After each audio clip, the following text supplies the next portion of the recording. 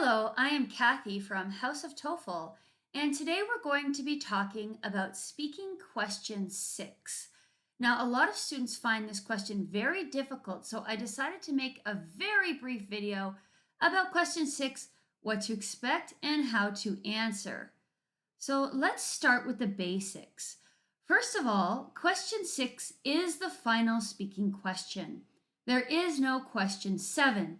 So when you're done question 6, the speaking section is over. Speaking question 6 has a lecture given by one professor. So there's no discussion, it's just one person talking. Now the topics can vary, but you do not need outside knowledge to answer this question. However, you do need a high level of vocabulary, and that's because this is an academic lecture. So they might use academic vocabulary.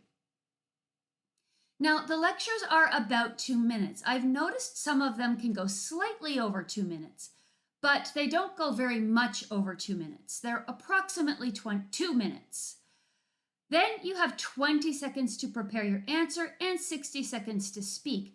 There will be a countdown clock on the screen that counts down from 20 and down from 60. Okay, now we have the basics out of the way. Let's get into what to expect. Question 6 has 3 parts. It has an introduction. That's where the professor gives the background of the topic. Let's say, for example, she's talking about the Arctic. The introduction might sound like this. Now, we've been talking about different climates that are very difficult for certain animals to survive in. And one that's extraordinarily difficult is the Arctic. It has very cold temperatures that dip below -40 on cold winter nights. So the animals that live there have special adaptations that have helped them survive. So that's an example of an introduction. Then she will give topic 1. So here, the first topic is clearly going to be one of the adaptations. Then she will give a specific example of an animal that has that adaptation. Then she will give topic 2, which would be another adaptation, and she will give an example, most likely another animal that has that adaptation.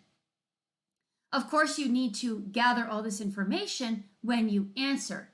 Let's say you miss the name of an animal, you will probably not get a full score.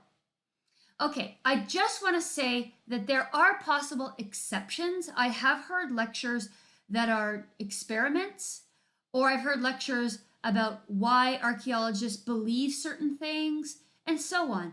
So not all lectures are structured this way, but this is about 90% of lectures. Okay, moving on to how to answer. Here are some tips. First of all, and this is very important, skip most of the introduction. You just want to say, for example, the professor discusses how animals survive in the Arctic. You do not have time to repeat the introduction because you only have 60 seconds to summarize a 2-minute lecture. So you need to skip the introduction and go straight to the topic. So also use the prompt to help you. And what I mean by that is prompts will give you a hint of where to start. Not only that, but they will usually give you the name of the specific example, especially if it's something rare. For instance, if it's an animal they expect you to know, like say a goat or a cow or a giraffe or an elephant, they might not give you the name of that animal in the prompt. But if it's a rarer animal, an animal a native speaker might not know, they will give that to you in the prompt. So definitely look at the prompt for clues about what they want you to say. Now, here is a template you can use. The professor discusses X. Now that's from the introduction and that's all you say. Then you move on. According to the professor, there are 2. Now, it could be 2 of anything. It could be 2 types, 2 species, 2 reasons, 2 ways, 2 methods, 2 benefits. Obviously, you don't know until you have heard the lecture. The first is, then mention the first topic. The professor gives the example of, so go into the specific example with details. The second is, that's the second topic. The professor gives the example of. Now, let me pause for a moment and talk about timing. You should spend only a couple of seconds on the introduction meaning you're just going to say what the topic of the lecture is. So that's maybe 3 or 4 seconds. And then you need to spend about 27 seconds on the first, or maybe 30, a little over, but you really basically want to divide it 30-30. So by the time the clock reaches 30 seconds or 32, you need to move on to the second topic. Otherwise, you risk running out of time. Now, here's an example lecture that I actually created. This is very similar to what you will hear on the TOEFL.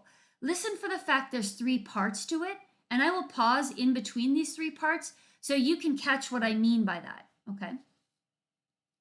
We've been talking about forest fires, and of course, most forest fires are incredibly harmful to ecosystems.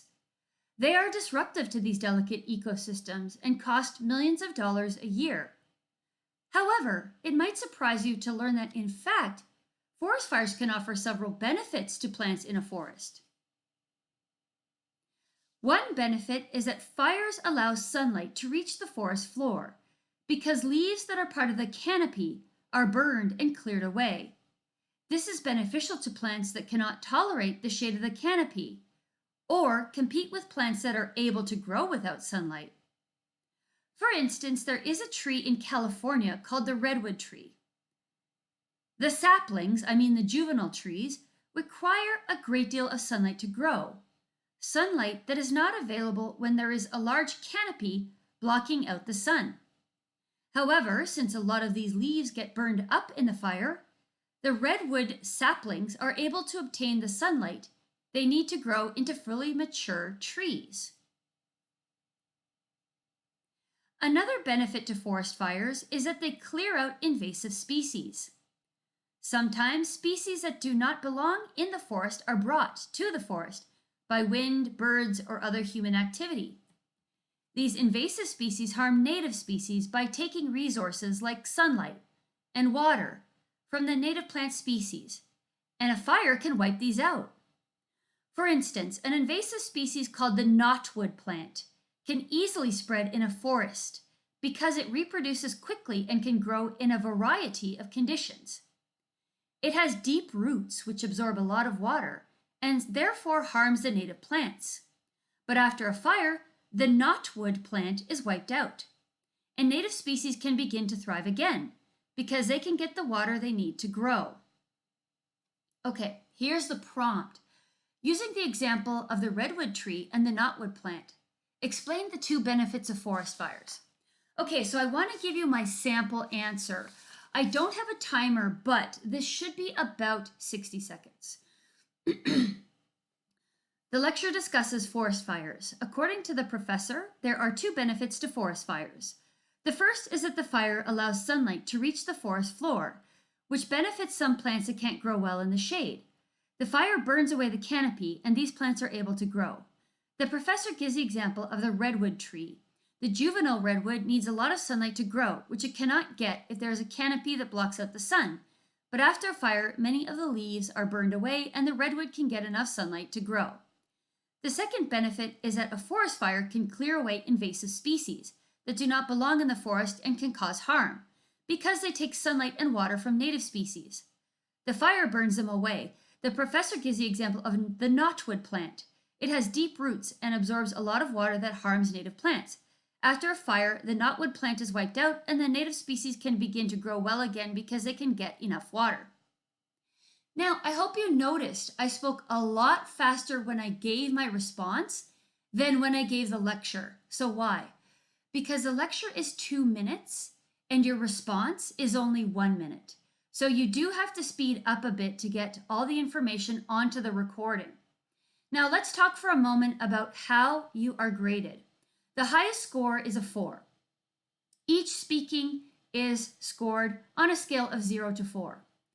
The graders are looking for 3 criteria. The first is delivery. So delivery means your speech is clear, it's fluid, and it's at a natural pace. Now I said you need to speed up, which you do, but don't speed up so much that the graders cannot understand you. You also need to have good pronunciation and natural sounding intonation. So if you hear the way I'm speaking now, this is the intonation of a native speaker. The second criteria is language use, and that means your grammar has to be correct and your vocabulary has to be correct as well. Many students do not think grammar is important. That is extremely untrue. Grammar is important on the speaking section of the TOEFL. It's very important. So make sure you review your grammar. Then there's topic development.